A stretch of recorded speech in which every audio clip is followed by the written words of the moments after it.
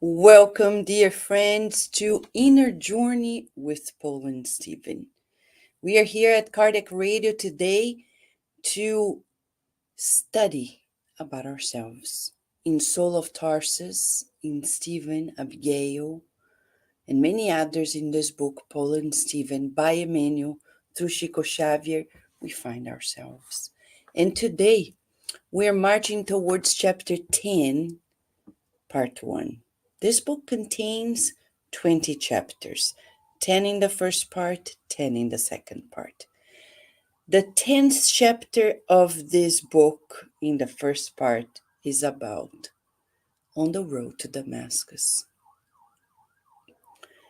Much like Saul, we also live conflicted lives. Chapter 10 is about how we get out of our inner conflicts, our existential conflicts. Saul of Tarsus, says Emmanuel in the very first paragraph, that he had bitter thoughts tormenting him with anguished regret. Who doesn't feel remorse, regret? Saul of Tarsus also had them. In his case, he killed the first follower of the Christ, Stephen. And in a tragic way, he found out that Stephen was Abigail's brother. And Abigail was his beloved fiancée. He turned around and said, "No, we can't stay together." 7 months later, he comes back, wants to reconcile with the fiancée, but she's dying. And to his surprise, much to his surprise, we would say, Abigail, became a follower of the Christ. He can't understand it. So then he talks to Zachariah, who is the adoptive father of Abigail, and says, "Who made her be a follower of this carpenter?" Now he is enraged. Now put a pause here. How many people become upset with people in spiritist centers because they changed a loved one's mind? That happens to date. I know many stories, and you may know other stories, of people who join Spiritism and family members, friends become upset that since they became Spiritists, they no longer drink, they no longer cherish the same devalued moral concepts. Yes, it is common. In Saul of Tarsus' case, it was more noble than that, because he truly understood at that time that God was only one, and the Messiah he was waiting wasn't exactly the carpenter people talked about. So he had a genuine misconception, though he was deeply egotistic, narcissistic, proud of himself in ways that led him to persecute Ananias, the old man, who followed the Christ and gave our dear Abigail her last hope in life. Zacharias said to Saul that Ananias brought back joy to Abigail's life. He doesn't care. He doesn't listen. He goes to the synagogue and gets the permission to go to Damascus, where Ananias is, and finish with him.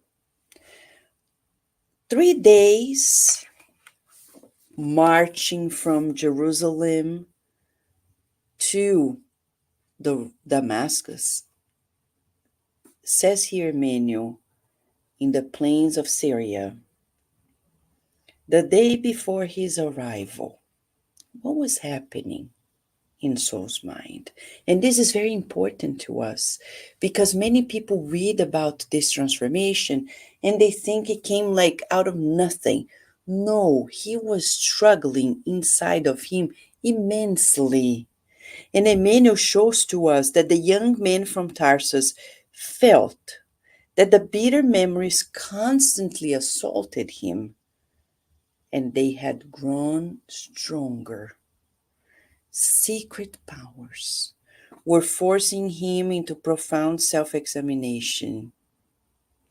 We're not alone. We are carefully cared for by higher forces. Nobody on earth is abandoned, forsaken. How could God, so supreme in his intelligence, leave us to ourselves? Never. Since the beginning, when God created us, like a spiritual cell, let's say this way, right? And I say cell figuratively, that seed, the spiritual seed of intelligence.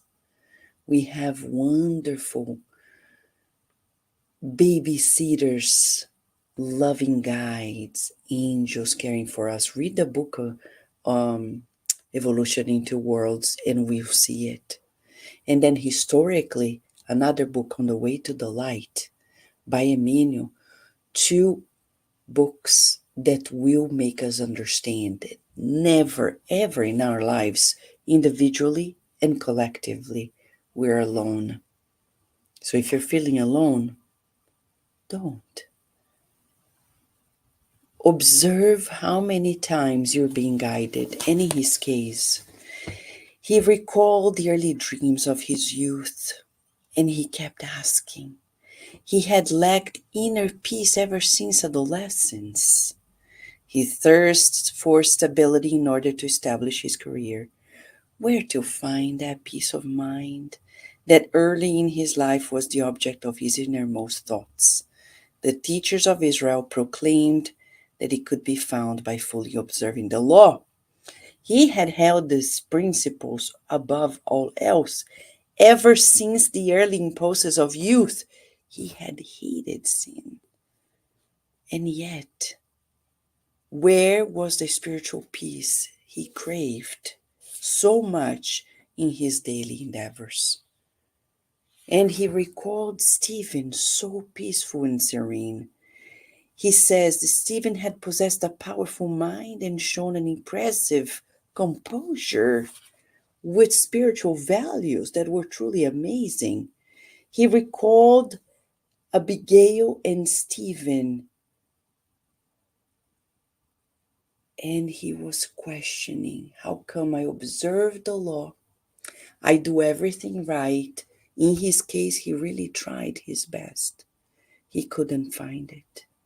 The painful truth of the matter was that he had found no inner peace, despite his victories and the enjoyment of all the prerogatives and privileges of the most eminent personages of his people. He is in this very conflicted mind, tormented, conflicted, when he's about to reach Damascus, all of a sudden, as he has barely awakened from his disturbing thoughts, he finds himself enveloped by a light, different from that of the sun. He has the impression that the air has been rent asunder like a curtain under invisible and powerful pressure.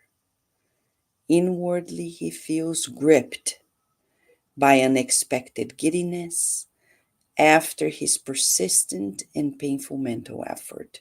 He wants to turn to ask his companions for help, but he cannot see them to ask for their assistance. He's enveloped in let's say this, it's a trance. Of course, the heat of the sun, people think it was like an illusion. No. He was a medium. He didn't know. We'll see that later in the book. He deeply immersed into himself in this self-evaluation, guided by on high. Later we'll know in the book that the very Stephen and the very Abigail are helping him with Jesus readjust himself because he detoured out of the willingness to do right, though he detoured. The law of God is of justice, love, and charity. Justice, love, and charity. He made mistakes, but he ignored what he was doing precisely. Yes, he made a mistake, and yet Jesus comes. He sees the figure of a man of majestic beauty. Let's pay attention to the description of majestic beauty, giving the impression that Jesus is coming down out of heaven to meet him. Jesus' robe is made of luminous points of light. His hair touches his shoulders in Nazarene fashion. His magnetic eyes, full of empathy and love, illuminate a grave but gentle face, hallowed by divine sorrow. Saul of Tarsus contemplates him in profound wonder. And it is then, with the intonation of an unforgettable voice, that the unknown figure makes himself heard. Saul, Saul, why do you persecute me? You see, he comes because he's asking. He is in this inner dialogue. He's seeking the truth. And the truth comes. When we are genuinely seeking the truth in our lives, we have the answers. But are we ready for them? And in this case, the truth comes clear cut, asking him, why do you persecute me? This is one of the most mature dialogues on earth. It's not a parent talking to a child. It's the adult, our model and guide, calling the adult in Saul of Tarsus, in you, in me. It's as if Jesus today is asking us, why are you resisting the call for your own happiness, to your happiness? The young man from Tarsus did not realize that instinctively he was on his knees, unable to grasp what was happening. Saul of Tarsus pressed his heart in a gesture of just desperation. He had this irrepressible sentiment of adoration overtaking him. What did that mean? And he asked, who are you, Lord? And with tenderness, the Lord replied, I am Jesus. You see, psychologically speaking, the conversation is from the adult to the adult. It's not the parent and the child. It's not the critical parent and the mischievous child. It's the adult. How many people say, I can't think of Jesus. I can't pray. I feel so guilty. But you think you're going to talk to the persecutor of your life? Jesus is not the persecutor. He's the love of our lives. When we feel guilty, that's when we need to talk to him. Bend down, bow down, knee down and talk with the Master. So, it was then that the proud and unwielding doctor of the law bent to the ground in convulsive weeping. One could say that the passionate rabbi of Jerusalem had received a mortal blow. Well before his eyes, he saw the magnanimous and misunderstood Christ. The preachers of the way had not been deluded after all. Stephen's word had been the pure truth. Abigail's belief was the path of truth. That man was the Messiah. Yes, his soul was beholding him right there in the splendor of his divine glory. And he's crying, and inside of him, he's contemplating Jesus as Jesus stepped forward, contemplating Saul of Tarsus with love, touching Saul's shoulders tenderly. Now, with a fatherly voice, he says, "Do not kick against the goads," meaning do not resist. Now it's the father.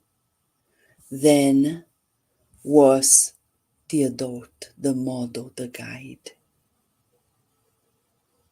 Now the father saying, don't resist. Saul understood. Ever since his first encounter with Stephen, great powers had been compelling him at first moment. And everywhere to meditate on the new teachings, Christ had been calling him by every way and means. And this is happening on earth with all of us at all times, every day, and yet we resist to our own detriment. So here we are, friends.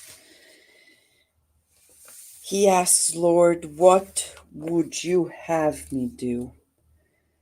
Get up, soul, go into the city, and there you'll be told what to do.